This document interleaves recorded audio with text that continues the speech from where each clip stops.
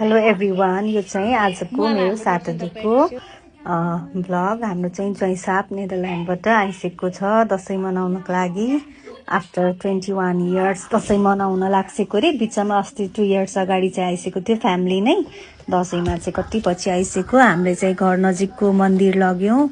हिजो night stay नै गर्न आइसकेको थियो। रातिको चाहिँ मैले भिडियोहरू लिन भ्याइनँ, अनि बिहानदेखि लिएँ। अनि हामीले घर नजिकैको मन्दिर लग्यौँ, केदारनाथ मन्दिर। अस्ति नै सप्ताह भएको मन्दिर, शिवजीको मन्दिर हो यो चाहिँ। हामीले एकैछिन यहाँ दर्शन गरेपछि यहाँ चाहिँ पिङ राखेको रहेछ। हामी दसैँमा चाहिँ खेल्न आउन भ्याएको थिएनौँ, आज चाहिँ खाली पनि रहेछ, पालै पिलो सबैजनाले यहाँ पिङ खेल्यो।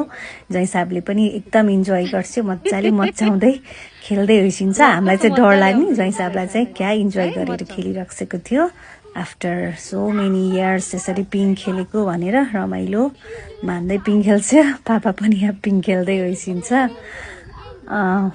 बाबालाई पनि त्यसरी उभिएर चाहिँ पिङ खेल्न आउँदैन भनेर बसेरै खेलिराखेको छ।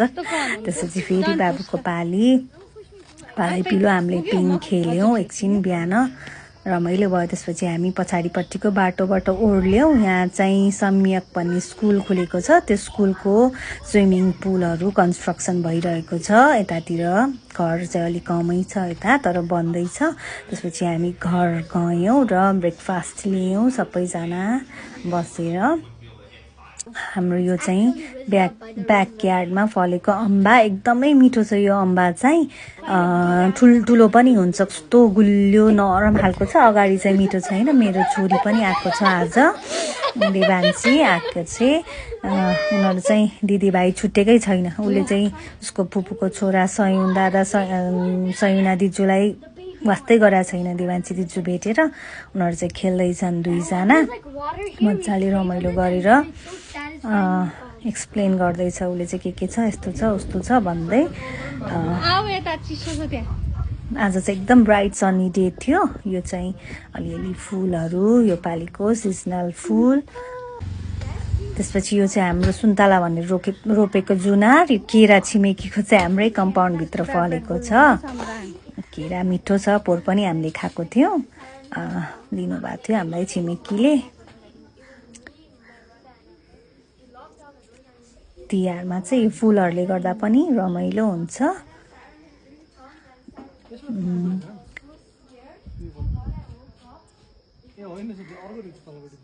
अनि आज चाहिँ हामीले हाम्रो अर्को नन्दलाई पनि बोलाएको थियौँ। उहाँहरूको चाहिँ योपालि दसैँ छैन, त्यही भएर लन्चको लागि इन्भाइट गरेको। ज्वाइँसाप आइपुग्यो भर्खरै, बुझा खाँदै होइसिन्छ। हामीले चाहिँ उहाँ ढिलो आइसिन्छ टेनिसहरू खेलेर। हामीले चाहिँ खाइसकेर बसिरहेछौँ यहाँ आफ्नै तालमा। भान्जा बाबु चाहिँ एक्लै बसिरहेको छ। यहाँ दुईजनाको आफ्नै ऊ छ गर्दाखेरि यसरी सबै आफ्नो तालमा बसेर रमाइलो गरेर हाम्रो दिन चाहिँ आज स्याटरडे एकदमै रमाइलो भयो। Thanks for watching everyone, bye by.